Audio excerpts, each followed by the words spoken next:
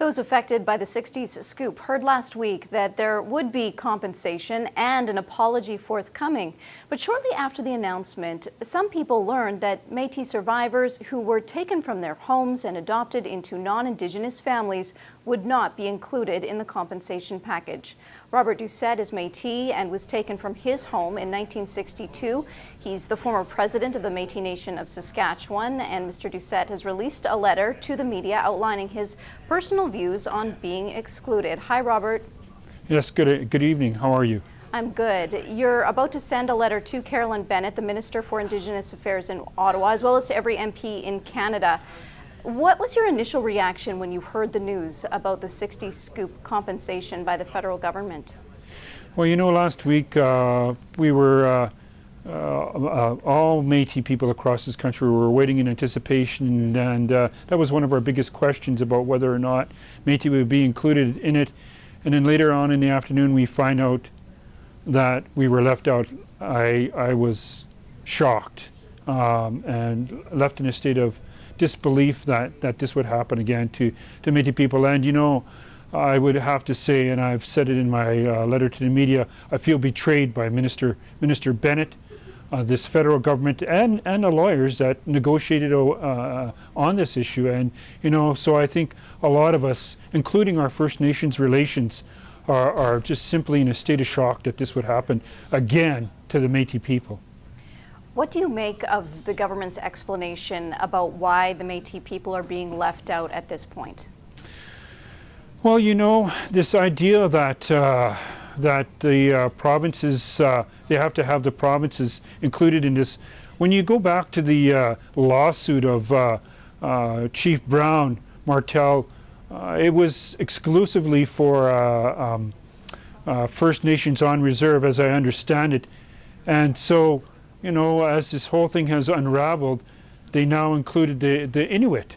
And so the Inuit were included in that lawsuit. So if they could have included the Inuit in the compensation package, why couldn't they have included the Métis?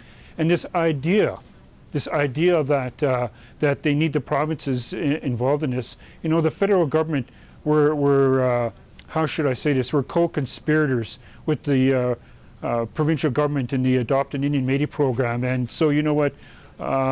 This notion that they need the provinces when they were also taking away First Nations kids at the same time is simply ridiculous, and it's just being disingenuous as far as I'm concerned. What do you want done to make this right? Well, you know what? I in my letter that I'm sending to all the MPs, including Minister Bennett, and that would also include Prime Minister Trudeau, I want them to put the Métis on that whole spectrum of the apology and probably the compensation. I'm not sure whether all of us would be willing to take a compensation package or would be eligible for it. But you know, as I told Premier Brad Wall, an apology goes a long way. And this notion that we're going to wait until next year or the next phase reminds me of what they said to my musher, my grandfather, 111 years ago. Just wait, we'll give you your Métis script and you can have your land. And our family's still waiting 111 years later. No, I'm not waiting. And if if we have to, we're going to hire a lawyer. I'm not waiting for any of those lawyers that were involved in this.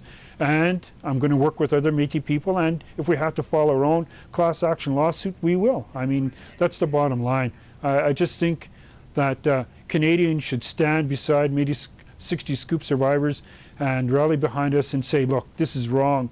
Let's just finish this and get it over with, and let's get on and live in peace together. What hopes do you have that this decision will be changed, perhaps before you take all of that legal action?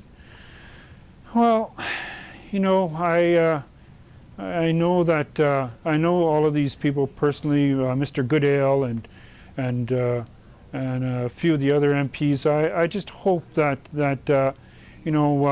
firstly, Canadians will understand what has happened to Métis 60 Scoop survivors, because everything that has happened to First Nation and Inuit people in this country has happened to Métis people.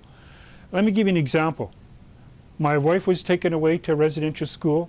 Her mom and her dad were taken away to residential school. Her uncles and aunties were taken away.